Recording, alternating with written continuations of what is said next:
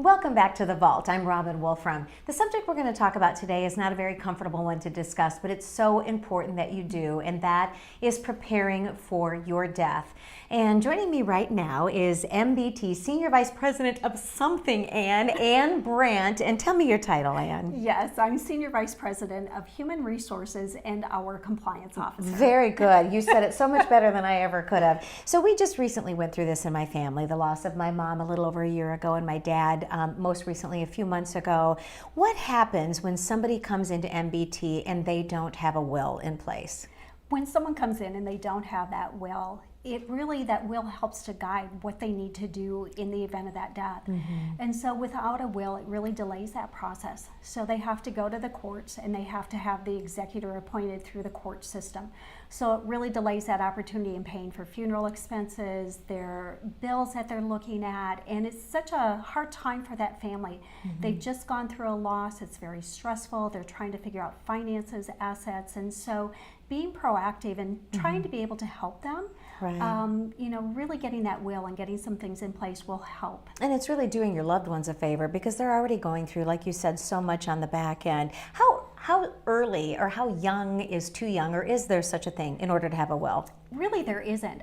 I look at it from experience that once you have assets or you have a family, you have children, that will can direct who you want to raise your children as well, and also looking at the assets that you have. So once you have property, other things, you should have a will and review it frequently. Oh, that's a good idea. And let's talk about some of the terms that might be a little intimidating for folks. I know power of attorney. It's like, oh, I'm not smart enough to do the attorney work, but it really isn't about that. It's more about someone you really trust to handle your finances. Let's talk a little bit about that. With the power of attorney, you're being able to give someone the authority to act on your behalf, and so they know you well enough, and they know what I would want to have done. So they're going to handle your finances, they're going to pay your bills, they're going to be able to step in and act as if it was you. And so it really is a great opportunity in the event of an emergency, an illness, being proactive and helping that customer as well. And people don't have to go through that process alone. The bank is there to help, of course, and we'll talk about that in just a minute. But another term that I became extremely familiar with in the loss of my parents was payable upon death.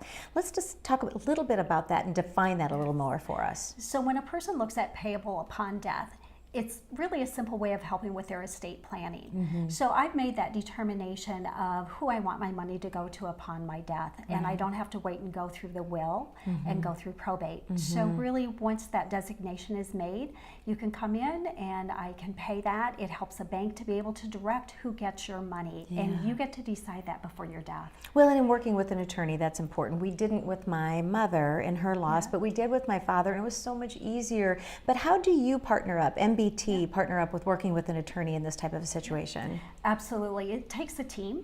And so we really sit down and we advise them to look at working with either a financial planner or an attorney and seeing what they want to do with their assets. And they're going to guide them because that will is always going to take priority on what is there. But as a bank, there's some things that we can look at as well, Robin. And so one of the things, if you are a single owner, you maybe do want to have that payable upon death designation. So again, that money can go to who you want. Many times with joint owners, you want to look at, is it with the right of survivorship? What about your beneficiaries? Thinking about with IRAs and your 401k and making sure that you have the named beneficiaries that you want as well.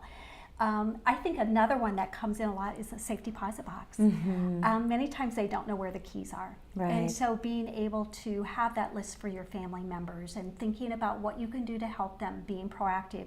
So those are things that I like to suggest to our customers and being able to help them with that planning. And I think it's so important for folks to do this because you are benefiting your loved ones when you're left behind. And when you are left behind, there's so many things to go through. You've got funeral planning, you're dealing with grief, with loss, and to know that the comfort of being able to go to your banker or their banker and say, can you help me? It really is such a comfort. effort. So what you do is such an amazing thing, Anne, and thank you for helping clarify, because knowledge is power.